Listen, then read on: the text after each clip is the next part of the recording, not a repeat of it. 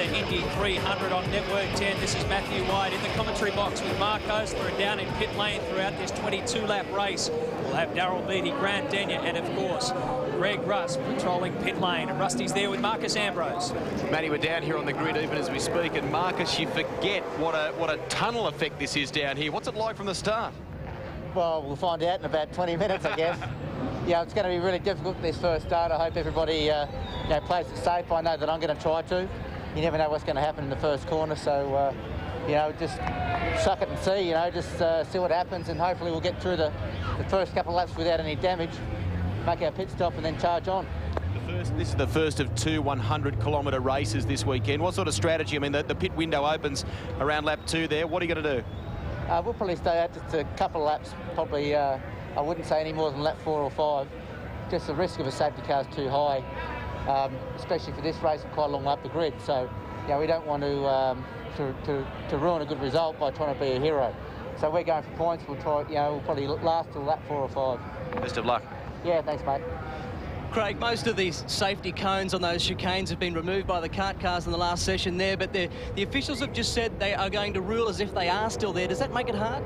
Well, it does when you're considering you're not really looking at anything besides the road in front of you. So it's quite easy for us not knowing where our wheels are and sort of run over curbs quite easily. So, if we get a good start, we'll just have to see what we can do. But following other cars, it's always going to be very tight. Okay, good luck. Thank you.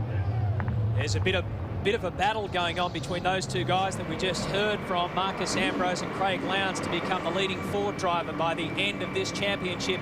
After round 10, the Bathurst round, the Shell Helix Championship point score has Mark Scafell ready with the 5th series title in the bag. Jason Bright is looking for a Holden Racing Team 1-2 to finish the season. Stephen Richards has been roaring along lately. He's in 3rd. Then it's Murphy, Ambrose, the best of the Fords, Todd Kelly, Russell Ingall, Bernard, 2nd best of the Fords. Craig Lowndes has dropped down a few positions, and Garth Tander rounding out our top 10. That's championship points after they finished the Bob Jane T-Marts 1000 at Mount Panorama. Tony Cochran showing some of the officials along the main straightaway there before we get revved up and rolling on a 22-lap extravaganza. You can just feel how much of a difference putting full championship points on has made to these guys. Even though the series is gone, they're very, very serious this time around. They want to come here. They're not coming here to play like they have done in previous years. Longer races, the crews are pulled into it with the compulsory tyre pit stops. Everything is a little bit more serious. From the front of the grid, we'll start Greg Murphy in car number 51. Murph with a big job ahead. How you feeling? Oh, feeling good, mate. I'm really enjoying being here this weekend, and the car's been going well, and so far so good. We got over our Bathurst disasters and concentrating on the job ahead. Will you be playing a strategy due to the brake punishment around here? Mate, you just got to drive them as you see fit, and the brakes are going to be an issue, and certainly going to have to look after them. So far, we haven't had a problem. They look pretty strong, but 22 laps is going to take its toll. Hopefully, I'll be out in front and won't have to worry. Bowie alongside you with plenty of pace. How physical will this race be? I think it's going to be very physical. The temperature is very warm, and he's going to be pushing pretty hard. He wants some payback too, I think. We're looking forward to it, Murph. Good luck. Thanks, mate. It's payback time out of the Kmart Racing Team. Greg Murphy, there's David Bernard giving us a thumbs up from the Caltex Haviland racer. He'll start alongside his teammate. If you look out the right-hand side of Bernard's car there, that's his Stone Brothers Racing teammate, Marcus Ambrose. They will begin from positions 5 and 6 on the grid.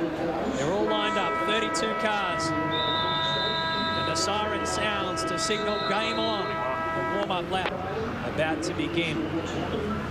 Stephen Ellery will be on board with him. Once again, we'll take you all around these incredible V8 supercars with our cameras. The technology allows us views that we've never seen before. Grant? JB, how important is it to get the jump from Murph off the start of this race?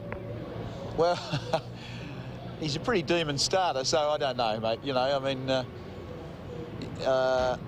It's a fair while since I've been on the front of the grid in one of these races.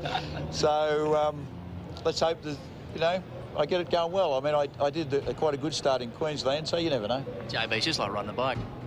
Yeah, so they say. Yeah. I mean, it is. I mean, it's a great team, the Aussie Mail team, and that's the reason I'm here. But, now having got here, you've got to make a good start. The eyes are on you, so, we'll see what happens. Have fun. Thanks, mate. He's a nervous starter, isn't he, John Bowen? And you've got to remember that he did put the Aussie male Ford Falcon, the other one on the front row of the grid at Bathurst, but then the team boss took over. Brad Jones started from position number 2 and did a great job too, getting the jump on Mark Scaife on the first lap of the Mount Panorama 1,000 kilometres. There they are. It's an awesome sight. Remember that you've got 32 V8 supercars, 18 champ cars. There's a lot of people down the straight and along pit lane. Let's take a look at the starting grid. Thanks to Nintendo GameCube, Greg Murphy will start from pole position for the first time this season. Bow will be alongside him. On the next row is Craig Lowndes and Mark Scaife in positions 3 and 4. 5 and 6 belong to the Stone Brothers Racing Team. Max Wilson in 7. Garth Tander in 8th. Jason Bright and Stephen Richards round out the top 10. Brad Jones, gee, he was annoyed missing out on that top 10 shootout. Russell Ingall alongside. Look at the times there. 1.1 seconds away from that hot pace right at the front of the field. Paul Wheel, Todd Kelly, a little bit further back than he'd like to be. His teammates on pole. The cream has certainly risen to the top once again. It's been a familiar pattern throughout the 10 rounds of the championship that we've had so far. The best performers in the championship have started from the front of the grid as we work our way down the back. 27th and 28th is Crompton and Seaton. Cameron McLean in 29th. Rick Kelly will start from 30th, and the last row will be Anthony Trapp and Paul Radisich, who couldn't post a qualifying time because his engine blew up. And remember that he's won this race around the streets of the Gold Coast 5 times, so it's not a happy homecoming for the Shell Helix Racing Team. On board we go. Let's check them out. Stephen Ellery, the Super Cheap Autos, car number 31. This is one of our little cameras that will try and move around inside the cockpit. Greg Murphy, always fun to watch him. We'll check him out from pole position. Yeah, it's going to be a squeeze down into turn 1, isn't it? Imagine that, John Bow and Greg Murphy. You always see a bit of drama in that opening lap. Talk about dramas. It continues to go from bad for worse for Dick Johnson Racing. Paul Radisich, engine failure very early in qualifying. And he didn't even get to post at times. He's starting right off the back. Unlike this man, Mark Scaife, 4th quickest in the top 10 shootout. Got 22 laps around here. And this is going to be a tough contest from start to finish. It is a championship round for the first time ever. So there'll be none of the games that we have seen in previous years with people trying to preserve equipment and looking after what they've got till the next race. This is full on.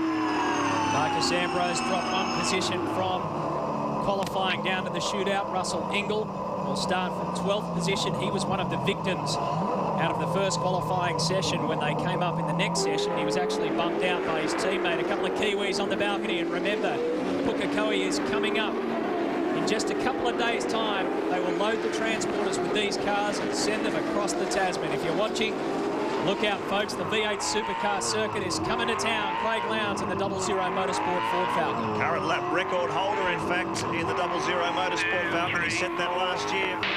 1:53.732.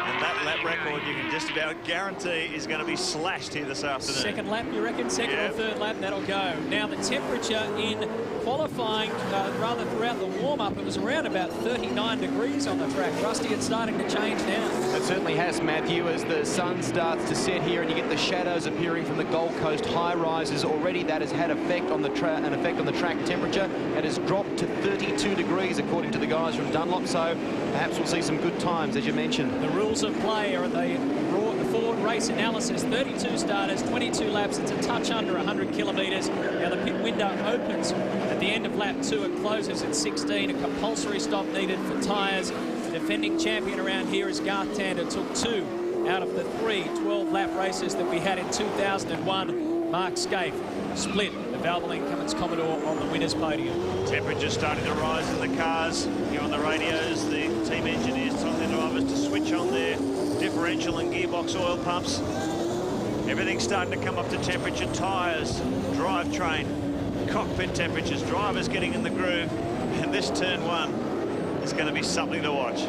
The crowd starts to clamour around the fences as the build-up begins to what is an historic race for the V8 supercars on the streets of Surfers Paradise. They raced here in 94, 96, 97, 8, 9, 2000 and 2001, but they have never, ever raced for championship points. That was part of the deal for the V8s to come back, and it's worked well, and now we get the benefits of flat-out racing.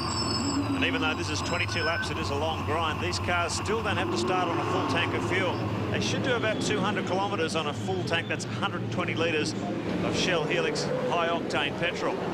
So It's only 22 laps, so they should be able to run the race, I guess, on 3/4 of a tank with safety. So by the end of this race, they'll be running a very light fuel load. There'll be plenty of rubber down. And expect some very, very quick times. Our camera suspended across the middle. Caltex Haviland Straight. It's just an incredible view as they come zipping down there. That's the fastest part of the circuit, 260 k's maximum for the V8 supercars. And isn't it strange to see Paul Radisich right down the back of the field? It's just been a disaster this season for Dick Johnson Racing. They need to fix it up. Okay, things are starting to move now on the streets of Surfers Paradise. We're about to get the green light. We are good to go. Are we? Yes, we've got full throttle on a full championship round. It is the Gillette V8 Supercar Challenge, and Murphy has streeted it. Absolutely bolted away. Craig Lowndes has pulled up alongside John Bow, and Mark Skate joins the freight train as well. This is the difficult one, turn 1. Through the Honda chicane. Will there be mess-ups, or will they go through cleanly? Everybody looks okay. Exide chicane, which is turn 2. It's now single file, and that's exactly what they wanted. A great start. Car number 51, Greg Murphy, leads it through. John Bow, content just to sit there and play patience for the first few seconds of this 22-lap race. A bit of a squeeze for Marcus Ambrose through turn 3. Nice and clean. Fantastic shot here as the cars sweep through turn 4 onto the Esplanade. And they really get into the throttle here. 240 kilometres an hour on the approach to the very tight Conacher corner. You can see a challenge there by Brad Jones down the inside of Jason Bright as they come down to brakes. Look at Bernard down the inside. There's been contact between the two Fords. And John Bow goes spearing across. Oh, two Fords go straight into each other. There was never enough room for both of those. And the Caltex Haviland, the left-hand side of car number 9, is a goner. Well, Ford teams are pretty good at taking themselves out of races, and they've done it there in the first lap. David Bernard, the brand new Caltex Haviland Ford. John Bow, we don't know what damage he's copped as well. There's a coming together between those two cars. Look at Bernard now taking evasive action. He's going to try and limp it back to pit lane, but I think he stopped it there. Can you believe it? That car was just rebuilt. It's a new car, in fact, a spare chassis that they had at Stone Brothers Racing. They rebuilt it specifically for this race, and this is his teammate's view. Oh, look at that. Hit the wall too. It wasn't just the collision with Bow, it's the damage is on the left-hand side. Look at this.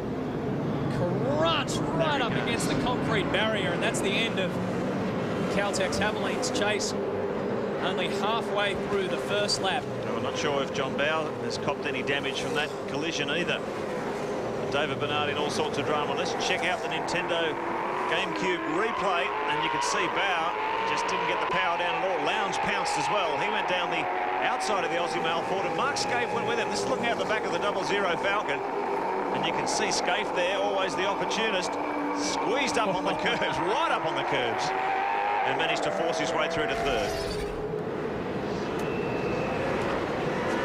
Haviland Ford is making its way into pit lane here. You should be able to see the damage. It's got a flat left front, and very disappointed David Bernard making his way back into pit lane right now. I tell you who else will be disappointed, Rusty, will be the crew members who spent hours upon hours piecing that thing together and getting David Bernard a nice new car to drive. They set some good, impressive times at Queensland Raceway in testing, and look at it. It's just a wreck on the front left. Oh, there's some suspension damage there. See the way that wheel has just been ripped out. It was a big contact with the concrete, very unyielding. Drive a car into those things, they don't give you any mercy. Now keep in mind, there's also the Pertec Ford has to get in here to make its compulsory tyre change, so they want to get that car out of the way in a big hurry. It looks like they've done that. Back to the front. Greg Murphy, Craig Lowndes, Mark Scaife. 1, 2, 3 in the opening laps of this one. On your PlayStation 2 race score, the yellow boxes will indicate where they've moved up or down from the start. So Bow dropped 2 positions and Tandem made up 2 positions. Stephen Richards jumped up 3 positions. They're in 12th. Jason Barguana has gone from 14th up to 12th position. So out in front, it's a clear road for Greg Murphy, which is exactly the way he wanted it. You heard John Bow say that he was a pretty good starter. Craig Lowndes is throwing down a big-time challenge there. There's Bell, there's Ambrose. There goes the lap record too. A whole lot of cars. First flying lap have gone well under the lap record. A 52.7 for Murphy. A 53 neat for Lowndes. The fastest car on that lap was this car. 888 Aussie Mail Falcon, 152.31. And expect those times to tumble. Looks like Bow's okay. He got through that collision with David Bernard unscathed. Car showing good speed at the moment. Bartercard corner. Takes him up to the Esplanade. 3-1. You can see the confirmation there of the speed of Bow. There was 5, 6, 7 cars on that first flying up that went under the existing record. And lap 3 has been the lap time that we've seen the times really start to drop as we go on board now. The 5-time series champion. I just wonder what happened to David Bernard's car. They had to get it out of the way of Marcus Ambrose. Let's check in with pit lane and see what the story is. Yeah, David, not the start to a race like that you would hope for. You've only just rebuilt that car. Oh, yeah, exactly. You know, it's a long race and everyone should be patient. You know, John got a bad run out of the corner before the straight, and I was in there and he just turned into me and knocked me into the wall on the way. It hit us, just grabbed the wheel and broken the upright by the looks of it. You think he knew you there? We all know John Bow's hard to pass and he's aggressive. Hope it wasn't deliberate, but either way, you know, the rule says you'll be up to the vehicle. I was well and truly there. Hard luck. Yeah, what do you do? Tough. Yeah, well, disappointment all over the face of David Bernard on home soil. Pit window is now open now. These cars can make their compulsory tyre change. And boy, they're not going to want to gamble with the safety car too much around here. Keep in mind, if a safety car comes out, you cannot enter pit lane. It's different to what we saw in the Bob Jane T-Marts 1000 last weekend. The rules have changed here on the Gold Coast. But John Bow now, probably the first car to come in and get this compulsory tyre change out of the way. You can see other cars behind coming in too.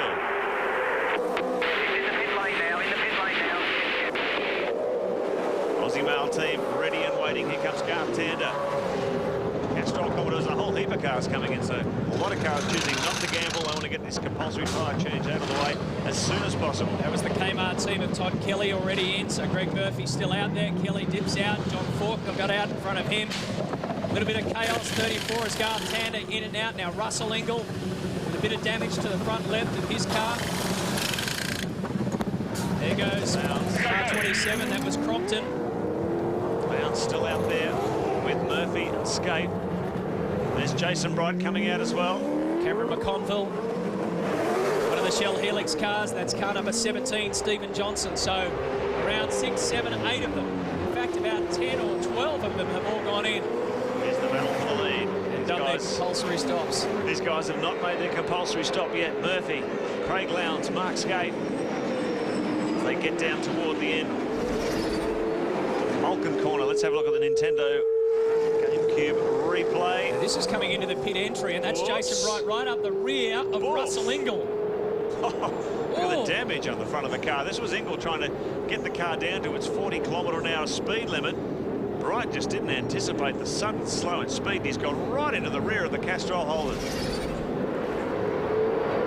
Didn't seem to bother the Holden Racing team too much when they were in that compulsory pit stop. Well, this is interesting, isn't it? These guys choosing to stay out here longer. They're going to go try and get maximum use out of their first set of tyres before they switch to their second one. And this time continuing to tumble. Marcus Ambrose has lowered the lap record once again, a 151.64 for the Pertec Ford. What about this for a fight? Mark Scaife lining up his former teammate Craig Lowndes. He's got lights on. Maximum pressure once again. Well, John Bow did well in that stop. At the moment he's shown as the first car in the queue to have made his compulsory tyre change with Tander and Ingall behind. Greg? Guys, this line on the entry to pit lane where you have to slow down to 40km/h is catching a lot of drivers out. Brad Jones hit the anchors big time, got the Aussie Mail Ford all crossed up and almost went into the wall, recovered and got onto the speed limit. Another one who also got the brakes all smoking was Rodney Forbes. Obviously not anticipating that situation.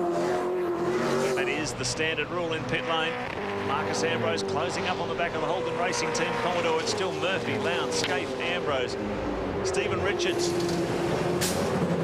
There's Rick Kelly in and out of pit lane, coming off a great performance at Bathurst. The 19-year-old just one spot away from a podium finish. Finished fourth with his teammate Nathan Pretty. Now turn 8, Falcon corner. These guys got to make hay while the sun shines. There's a whole pack of fast cars behind them that have already made their compulsory tyre change. Okay, mate, ready for you. Ready for you. Hit this lap. And the racing team, I think that was Robbie Starr talking to Mark Scaife. Bringing him in. Don't want to gamble with the safety car too much here. And they want to maximise the use of their first set of tyres, so they've sort of taken a gamble each way. Here goes Scaife moving over to the left, enters pit lane. Lowndes and Ambrose stay out there. And in front of them is Greg Murphy, so that was second, back to third we were looking at. Scaife pulls back to 40 clicks an hour.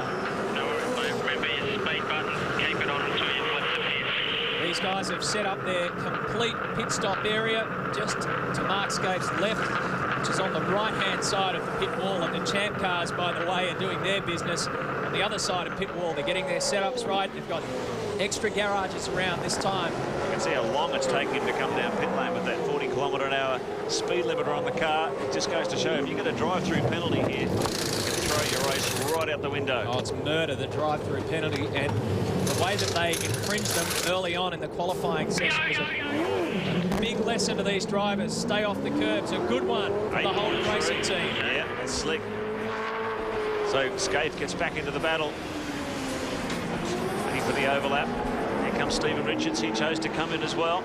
And there's John Bowe. Now he's the first car in the queue that's already made his compulsory tyre change. So that was good work by the Holden racing team to not only make hay while the sun was shining in terms of track position, but they've also got him in and got him out in front of John Bowe.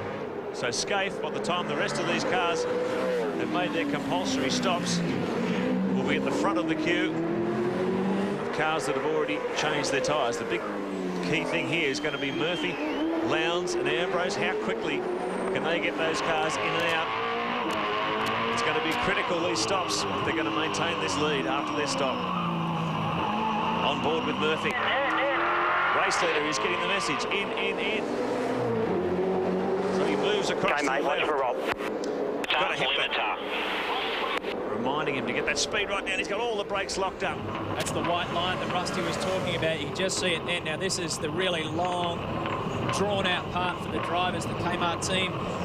It's going to be interesting to watch the overlap here when Murphy re-emerges onto the circuit, where he is relative to Scaife. They're quick, these guys. They're really quick, this crew. They got tangled up with a massive fuel problem and cost Greg Murphy any chance. But at Bathurst, they have to wait for another car to get past them. That's one of the better electrical ones. Rusty. Matty, you're absolutely right. And it's a bit of a problem when these guys decide to pit so early. It's better on the laps like now for Greg Murphy and for Mark Scaife, with a bit more breathing space here in pit lane. For the guys that are doing it as soon as the window opens, Todd Kelly, for example, came in. The Kmart team completed the stop in 7.63 seconds, but they're the first pit bay that you come to. He had to wait another 4 seconds for the rest of the queue to file past before he could head back out again, so it cost him a fair amount of track position. Well, Murphy's crew has done well, because coming into view, so's Ambrose as well. There's Scaife. Both of them went in and got out before Scaife came around. Fantastic. So great work from both the Kmart team and the Stone Brothers racing team. Let's go back to pit lane. Grant Denyer. Yeah, Greg Ritter's hopes of getting some extra miles here this weekend on loan from Dick Johnson Racing to the Cat team has been dashed. That Cat car is jammed in gear. He's spent about the last 4 minutes in pit lane trying to fix it. He's now back out, but not looking good. The big question is, what can Craig Lowndes' crew do? He's still leading this one, still to make his compulsory stop. Will he be able to get in and out in front of these guys? Greg Murphy at the front of the queue now of the cars that have made their compulsory stops. Drive-through penalty has been issued to car 54. Craig Baird, boy, oh boy, the team Brock Commodore has been in trouble with the officials all day. Lowndes now 44 seconds in front of Murphy, and he's coming in for his stop. This is critical now. Let's see how he handles this. There's the white line. See it? Bang, 40 k's an hour right there. 00 Motorsport team, well drilled. This is a great job at Mount Panorama. Can they do it again here? Painfully slow, wobbling down pit lane at 40 kilometres an hour. Then we're going to watch the overlap here and see where Greg Murphy is relative to Lowndes when he comes out of the stop. This is going to be critical.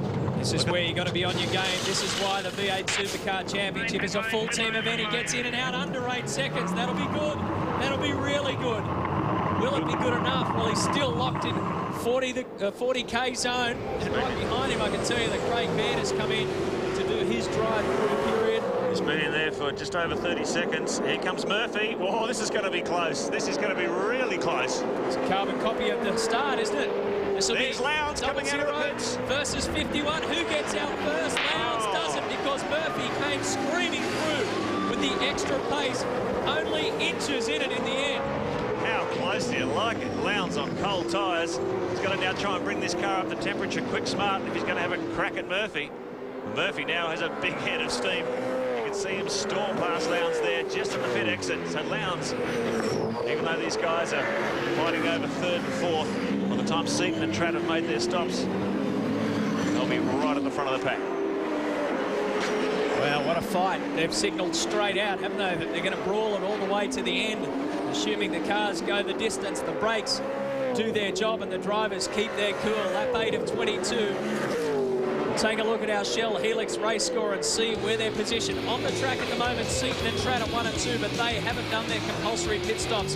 So effectively our race leader is Greg Murphy, then Craig Lowndes, Marcus Ambrose, Mark Scaife, John Bowe and Brad Jones are all fighting it out. This is the Gillette V8 Supercar Challenge, the doubleheader. We are racing. We'll be back right after this.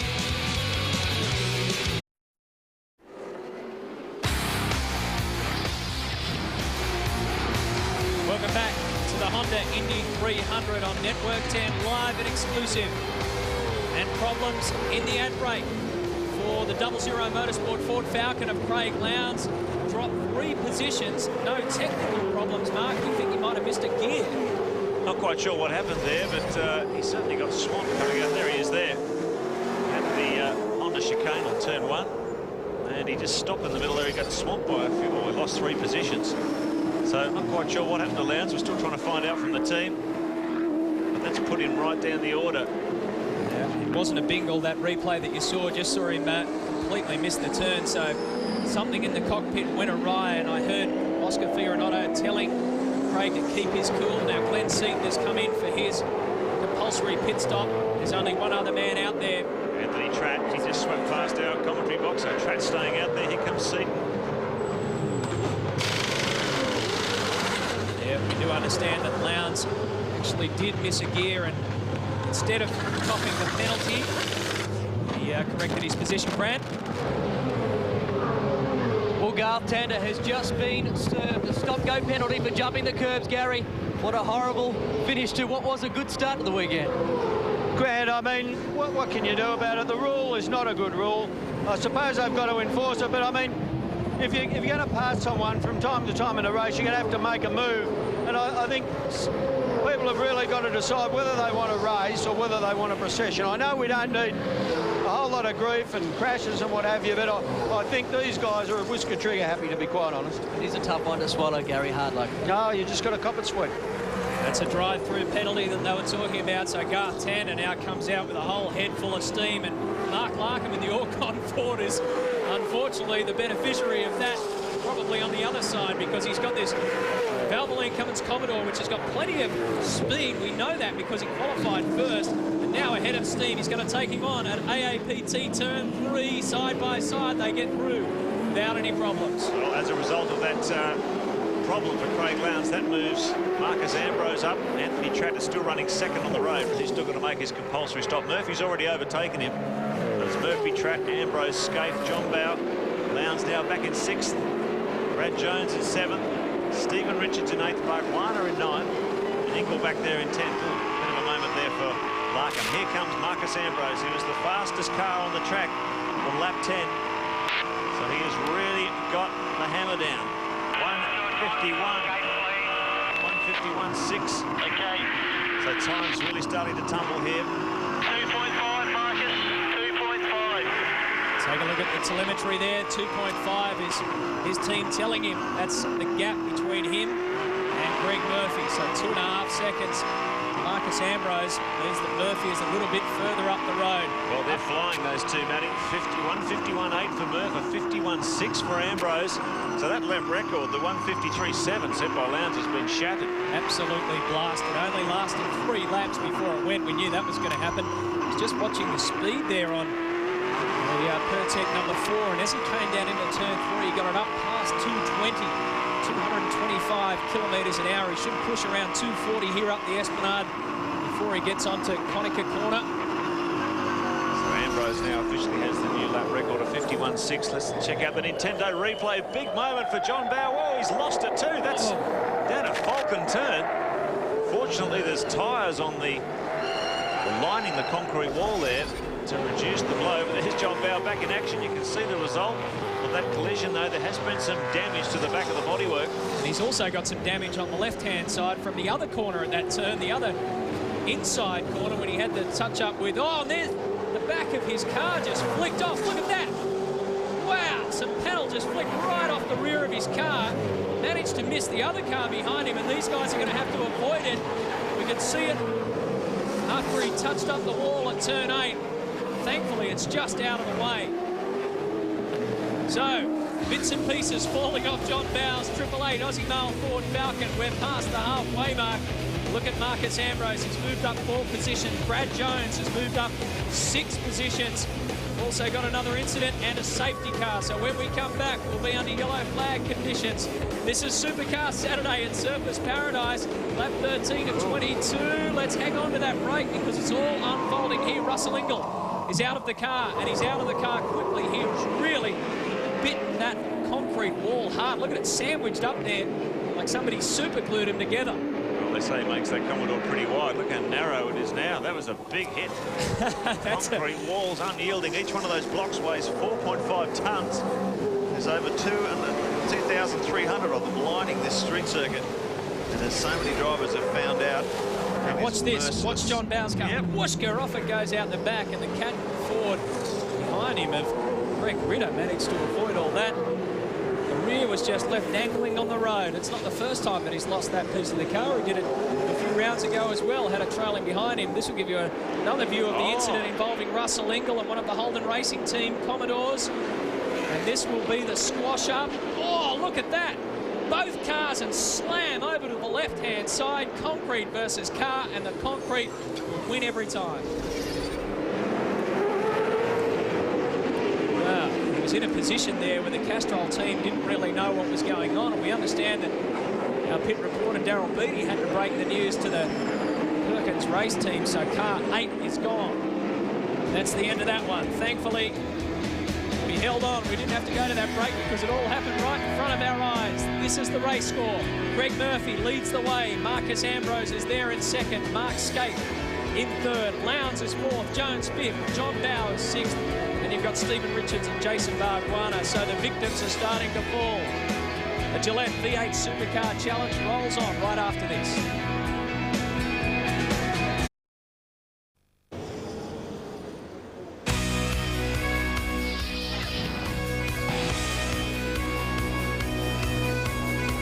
Well, the safety car is still out on the circuit. It allows us to give you a rundown on the field as they come under the bridge down the main straight.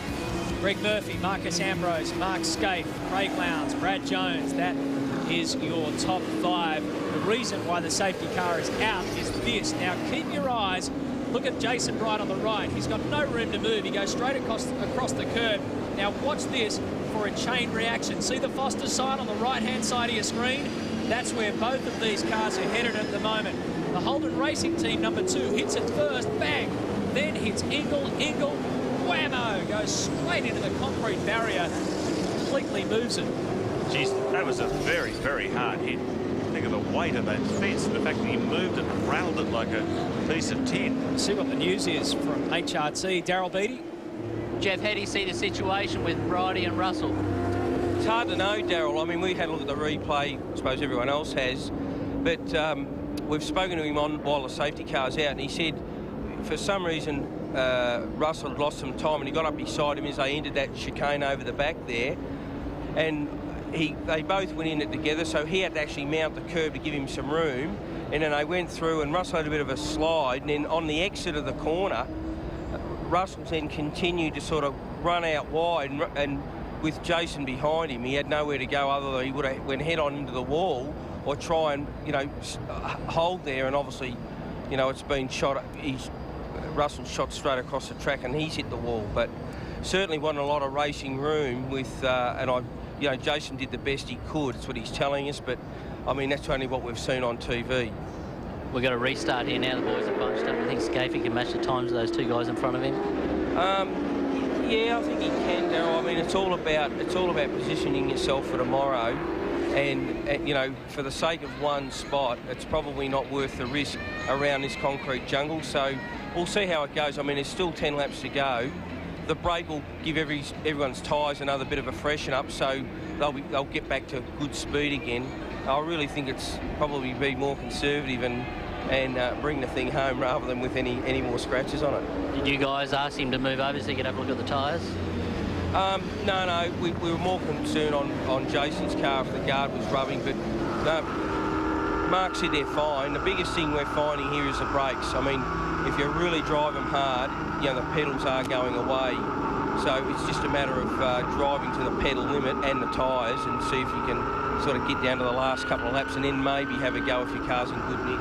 Thanks, mate. Cheers. Jeff Gregg talking to Daryl Beattie as the cars continue out on this safety car lap. We'll take a breather, get our heads right, see where they're at, come back and rejoin the race. That's Russell Ingall's car number 8, still waiting to be loaded up and shipped out of there.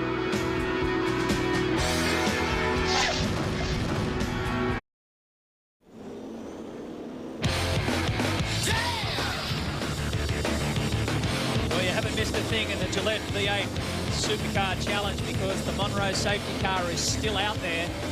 They're having a few problems getting rid of Russell Ingall's machine. The reason why is the force that he hit that concrete barrier was like metal to a magnet.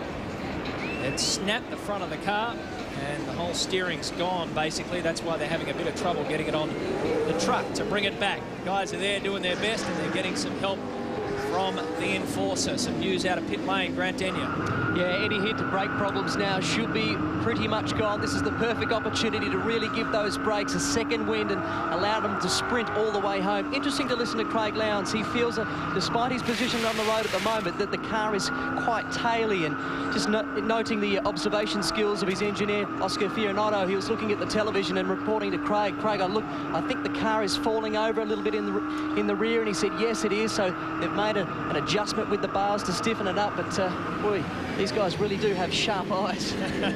While you were talking there, Grant, we had a great look inside the cockpit of the Super Cheap Auto Racing Ford of Stephen Ellery, car 31. Take a look at this camera. I tell you, this is impossible to do unless you're a tiny little camera, because there's not a lot of room back there. A tiny little cameraman. Tiny little cameraman, yeah. Mini-me's in the back seat. The Super Cheap car. It's a great little view. It's on an extension system, if you like, and lets us track around the car. What a view. Rusty? Guys, just spoken to Kmart crew chief Robbie Crawford and their chief engineer Eric Pender. They tell me the numbers are all good for car 51 at the moment. All they want to do is to get Murph to bring it home. A major radio chat that's been going on during this safety car period to drivers seems to have been to use it effectively to cool brakes and get everything back down to a nice temperature for the run to the flag. You know what, Rusty? We had a chat to the Kmart guys the other day, and the one thing they were looking forward to was an event-free race for Murph and Todd Kelly. And when you think back to the last 2 rounds, the big ones, Queensland 500 and Bathurst, oh, now look at the damage. Bad luck, and that's the reason why. Look at that. Russell Ingall, car 8, a total mess. The concrete won that battle in a big way. What we'll do is we will stay here on the Gold Coast. We'll take you through to the end of this race, and then we'll take you to our news service and, of course, Sports Tonight after that. So stay with us. We're going to be here until the checkered flag of the V8 Supercar Challenge. Greg Murphy at the moment, sorry Marco, has 100 points in the bag if he can stay out the front. Lights are out on the safety car, so going back to racing this lap. Keep in mind, 75% of the race distance has now been completed, so race director Tim Schenken could actually stop this race if he so chooses, if there's another red flag incident. He could call it off. You've got to be wary on the lap coming back after the safety car, because everybody's jumping, everybody's nervous. Even the mob are nervous. Now, also, remember back to Bathurst, where Mark Scaife won it in the restart, and he sent himself flying past Stephen Richards in the restart. Well, I can tell you that the team chatter has been to Greg Murphy and Marcus Ambrose. Remember to watch out for Scaife at the restart. The safety car pulls away on lap 17 of 22. We've got ourselves a restart. Murphy with the lights on. Gets off to a flyer at single file, then it's Ambrose. Look at Scaife, he's peeking in and out. There, Lowndes, Jones. John Bow goes through. Paul Wheel in car 43. Cool heads must prevail through this part. There's only a few laps left to go. Those guys further back in the pack are behaving themselves very well. Quite often we've seen all sorts of catastrophes through those first couple of chicanes, but everyone seems to be happy to sit in single file until the field gets going. Green flags waving. Hey, what about the pace there for Stephen Richards, but also the pace straight away from Marcus Ambrose. Now, we've got some news, some drive-through penalties, and it really will impact the top 5. Cars 1 and 25, 1 and 21. That's Mark Scaife and Brad Jones will have to go through. So Scaife currently in 3rd position. Jones currently in 5th position. They're going to have to go through, and that will end their chance of having any hope of winning this race. So things are looking pretty good for Greg Murphy. Brad Jones will be disappointed. I think the fence was at the first chicane. Brad Jones has done a great job fighting his way up from 11th to be in the top 5. Now, well, that's going to come undone. Mark Scaife, he's running in 3rd, and he will be on the rev limiter. There he is. There goes Lowndes, and there's Jones. So those two guys are now out of the equation. Marcus Ambrose is really setting himself up for a last lap fling at the 51 Kmart car. Murphy has revenge on his mind after Bathurst in Queensland. Ran out of fuel in Queensland. Had a big incident, a 5-minute penalty, and here's Glenn Seaton getting all tossed up with Jason Richards at Conica Corner. Richards goes down the escape road, and it looks like Seaton, I don't know what sort of damage he's got to his car. Here comes Scaife to serve his drive-through penalty. Oh, gets it all locked up. Brad Jones didn't go through. No. So Jones has decided to stay out there and serve his penalty later. There you go, Mark Scaife with a helmet full of boiling blood. 19 out of 22, and he's called in for a drive-through penalty for curb hopping. What he wants to know is where, when, how, why, and what am I doing here in pit lane when I've got a shot at another race win. Well, it's a good 40 seconds to trundle down pit lane to the 40-kilometre-hour speed limit. Makes a massive difference. There's a great shot there of team manager Jeff Grech watching his driver Mark Scaife come through. We've just heard that car 888 John Bow is also going to have to serve a drive-through penalty. He's currently running in 5th. So both Aussie mile cars, and here's a big tangle between Crompton and Rick Kelly. Hey, no corner, mate, just be careful. T-boned him on turn 3. Fortunately, they both got away. They've been able to get back into the race. So it's on here. The final laps of the Gillette V8 Supercar Challenge. There's been a big upset at the top. Murphy and Ambrose escaping unscathed from the officials. There's car 888 John Bow. He's going to have to come in soon and serve a drive-through. What about the Aussie Male Racing team? They had some drive-throughs at Queensland, which cost them both Jones and Bow together. Now this should give us an indication of what the officials have pinged the red car for. Look out for the car 3rd there in the list. They're talking about it here. Curb hopping doesn't look too tragic to me. Doesn't look too disastrous if they're talking about turn 1. And I don't know where they found it on that one, because he wasn't the only guy to do that. So the PlayStation 2 race score shows you that Greg Murphy and Marcus Ambrose and Craig Lowndes are the ones still in it, because Brad Jones and John Bow have to come through for a drive-through penalty. Stephen Richards is currently in 6th. Here's the incident that involved Rick Kelly, and Seaton was turned up all in that as well. So too Neil Crompton. Darryl Beattie. Jeff, what was the infringement for? We've been told a curb infringement. I mean, Scaife's been on the thing.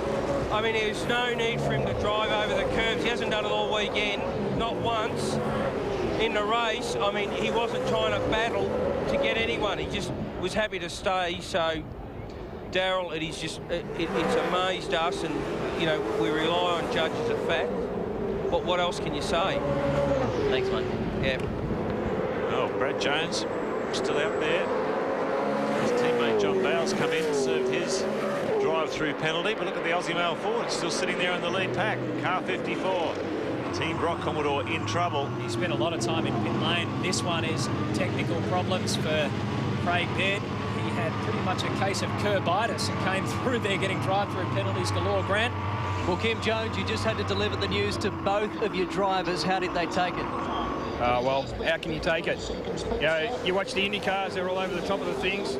If you run a sedan, you're not allowed to go near them. So but they're the rules. Everyone else has copped it sweet. We'll cop it sweet. We've got the speed. The Aussie Mail team's moving forward. The cars are going very, very well, and that's the way it is. Hard luck. That's most unlikely to cop it sweet too. You normally have a fair bit to say. Yeah, there's that 500 thing, 5,000 thing at the end of the year, and so you bite your tongue, but look out on the 31st of December. Keep it and save it for Christmas. Thank you. A New Year's present for the Invesco officials, courtesy of Kim Jones. I've got to say, though, the Aussie Mail team will be considered prophets because John Bowe made a statement about a week ago saying that he wanted the officials to make it clear what the curb hopping problem was going to be because he could foresee that there would be troubles. And here comes Brad Jones in to serve his penalty. We saw car 54 in pit lane. Rusty's got some news on the Team Rock Commodore. We'll just take a look at this replay that Stephen Ellery and Cameron McConville get side by side at Conica Bend. Once again, get into a bit of panel swapping and paint swapping there. Rusty? Well, Craig Baird, what's happened? Mate, we just dropped a cylinder, but once again we had a stop go in there. Look, every cone's black and flattened, and for the first half of the race we're the only ones that got a stop go. I followed cars you couldn't even see, you know. You sit down and behind one of these cars with a big wing, there's no way you can see the cones, so you're just following the car in front. Some unhappy people down here at the moment, guys. Yeah, particularly Craig Baird. Boy, hasn't he been under the pump from the observers. The whole time we've been here, the Team Rock car has spent probably more time in pit lane than it has out on the racetrack. Infringement after infringement, particularly relating to curb hopping. In the end, it was an engine problem that's put him out. Lowndes, meanwhile, has recovered up to third as a result of a few of those drive-through penalties. Stephen Richards now lonely fourth. Jason Barguana in fifth. That's Bright Kelly. Max Wilson has climbed into the top 10. Paul Wheel in the K&J thermal car. They'll be happy with that top 10 performance. And Stephen Johnson, a Shell Falcon, rounds out the top 10 at the moment. Greg Murphy is really getting a lot of pressure put on him by Marcus Ambrose, who, if he's going to make a move, will have to do it very quickly. Here's Jason Bright and Todd Kelly on screen. And that's position 6 and 7. There's 65 of Max Wilson. He's behind them, leading a whole gang of cars that includes, we'll take a look at him, Paul Wheel, Shell Helix car of Stephen Johnson, Stephen Ellery's in there, Cameron McConville, Larry Perkins, Jason Richards. Radisich has moved up to 15th after starting from 32nd. So we're on the last lap. This is it. 51.64 was the fastest lap of the race. That was set by Marcus Ambrose on lap 4. They were really getting stuck into it early. He will probably walk away with the new lap record from this one. Keep in mind, starting positions for tomorrow's second race based on their finishing order from today's race. So at this stage, if you've got a good position, people tend to adopt a fairly conservative strategy to make sure they've got a great blast-off point for the second half of this contest. Well, everything's pretty much gone to plan for the first time in a long time for the Kmart crew, and especially Greg Murphy. Everything's gone his way here. He's had clean road in front of him pretty much from the word go. You expect the Kmart crew these days to be slick in their stops, and they were once again. They can take a lot of credit for this race win. The Pertec Ford has applied maximum pressure. Both driver, car and crew have been right on their game here at the streets of Surfers Paradise. Murphy, Ambrose and Lowndes. 1, 2 and 3. Stephen Richards has moved up to 4th position, and Jason Barguana has really been quietly mowing his way through the field. Remember that Scaife copped a drive-through penalty. He's back in 26th position, and that'll put him at the back of the grid for tomorrow's race. Around Honda Hairpin for the last time. And takes aim at the Caltex Haviline Straight. Greg Murphy puts some bad luck behind him. And in the Gillette V8 Supercar Challenge, Murph gets 100 points and claims a race win. Second goes to Marcus Ambrose. And third goes to Craig Lowndes. Coming across the line in 4th there is Stephen Richards. Then it's Barguana. Then Jason Bright, the best of the HRT Commodores. Todd Kelly, Max Wilson, Paul Wheel. What a great effort from him in 9th. And Stephen Johnson does some good work to bring Shell Helix Racing number 17 from pole to podium. Greg Murphy has his hands in the air. It's not the same as winning the Bob Jane T-Marts 1000, but it'll be sweet revenge for Greg Murphy. He's been so pumped up after being struck with that penalty at Mount Panorama, and they were well and truly in contention to win that race. And now he's come up here on the Gold Coast, and he has really been on fire all throughout practice and qualifying. And I've got to say, the Kmart team, they struggled coming to terms with this new Dunlop control tyre early in the season, particularly compared to their stablemates at Holden Racing Team. But just coming toward the end of the season, as they did last year, they're really starting to get a handle on the setup. You reckon Murph's popular? You reckon the V8s are popular in the streets of surface? Well, the reaction that he's getting will live with him for a long time, because this is a good victory. And Murph just thanked his team on the radio, thanking them for a great pit stop, and so he should, because that was critical. And the fans, the Greg Murphy fans, are delirious up there on the balconies. Let's check how they finished on the Shell Helix race score. Murphy was only 7/10 of a second in it at the end over Ambrose. Then a big gap, 7.5 back to Craig Lowndes. Stephen Richards had a fairly lonely drive into fourth. Mark Weiner did well to fifth. Bright managed to survive that collision with Ingle. He got in sixth. Todd Kelly 7th. Wilson up into 8th. Paul Wheel and Stephen Johnson round out our top 10 on a pretty good day for the Fords. They didn't get the top spot, but they certainly had a lot of efforts in there in the top 10. Cameron McConville in 12th, LP in 13th, Jason Richards, Team Kiwi in 14th. Paul Radicic did a great effort. He's the biggest mover of the day. On the back of the grid, he moved up 17 positions. This is the full field. Tony Longhurst, Faulkner, McLean, Trapp, Larkin, Rick Kelly, Neil Crompton and Glenn Seaton all had a tangle in the final few laps. And look at Skate, 25th position. He dropped 21 and John Bowes dropped 25 thanks to those drive-through penalties. Can you believe it? After the restart. Greg Murphy, though, the second victory he's had here on the Gold Coast Street Circuit, the second race victory that he's had all season. And the gloves are off for Mark Scaife, and you can probably imagine that when the gloves are off, he means I'm ready to start arguing with somebody after that drive-through penalty. Good crowd at Honda Corner. Hairpin. They see some action around there. And remember that the V8 Supercars will be back to do it all again tomorrow when the Honda Indy 300 revs up. And what a performance from Greg Murphy. He said revenge was on his mind, and he made sure that he got there. He's just had Stress City pretty much from Queensland when he had fuel pump problems, and then a 5-minute penalty. An unheard of 5-minute penalty at Mount Panorama after a fuel leakage problem.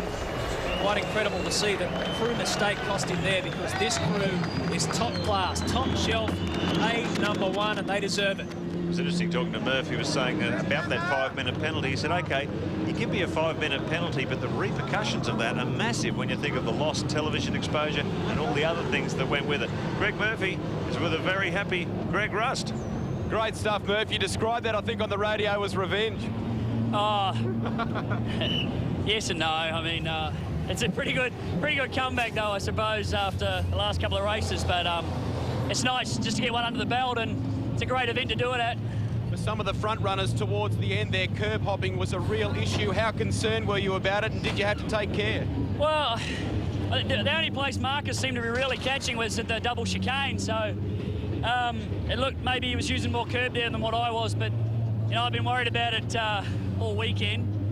Just all the eyes will be watching. So you know, we just everyone, you know, a lot of black flags out this weekend, and I certainly didn't want to. I didn't need one or want one while leading that race. That's for sure. What was the nerves like during that lengthy safety car period? A good opportunity for the tyres and the brakes to cool down, but did you have to be careful on them once you got going again? Were they too cool? Yeah, well, you know, you had to keep the temperature in them right all the way through, and that was pretty important. So, you know, we were working hard to keep the temperature up, and the restart just a bit cautious. And they were pretty good right from the go. So put the foot down and go for it. Nice boost for you and the team. Well done, Murph. Thanks, mate, and hi to Nikki and Ronan back home and the family.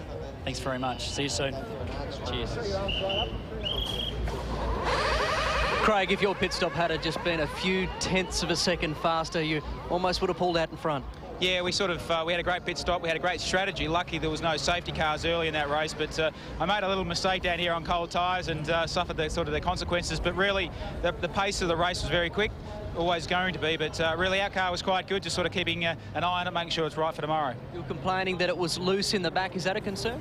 Well, it is. It's something we just got to work at, but really that's the first time we've had a run with decent fuel and everything else. The car's generally been set up for qualifying, so it's good for a sprint car, but not necessarily for a race car, but we'll work on what we've got now. You've got another run at them tomorrow. Do you think you can go 2 better? Well, we think so. We had a great start that time, and you know, really our car pace early on is not too bad. It's just we fade away a little bit. We'll just work on that overnight, and we'll see what happens tomorrow. Thanks, Craig. Thanks, Chris.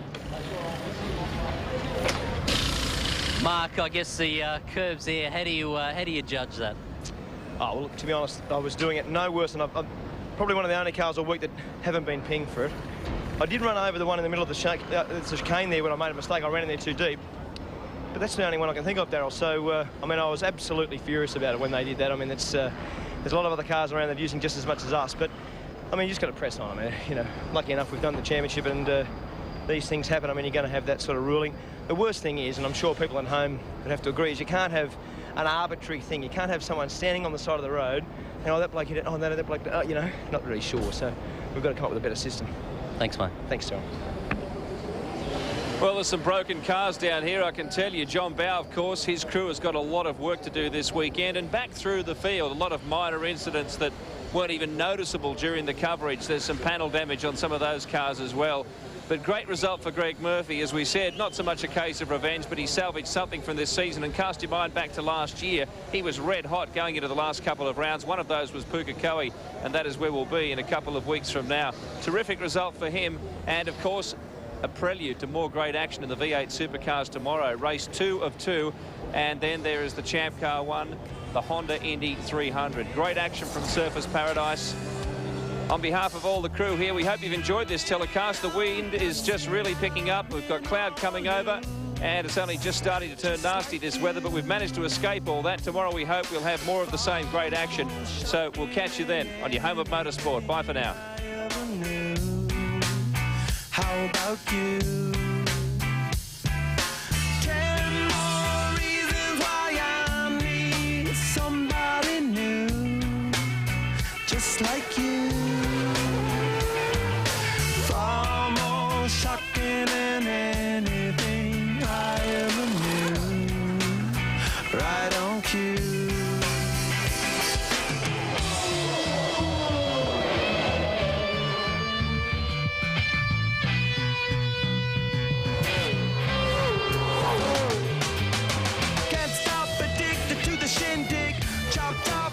I'm gonna win big. Choose not a life of imitation. Distant us into the reservation. Default the pistol that you pay for. Just pump the feeling that you stay for. In time I want to be your best friend. Eastside love is living on the west end. Knocked out before you better come to. Don't die, you know the truth is some do. Go write your message on the pavement. Burn so bright, I wonder what the wave meant. Kickstart the golden generate hub. Sweet talk, but don't intimidate hub. Can't stop the gods from engineering. Feel no need for any interfering. Your image in the dictionary. This life is more than ordinary. Can I get you maybe even 3 of these? Coming from a space to teach you what the Pleiades. Can't stop the spirits when they need you. This life is more than just a read-through.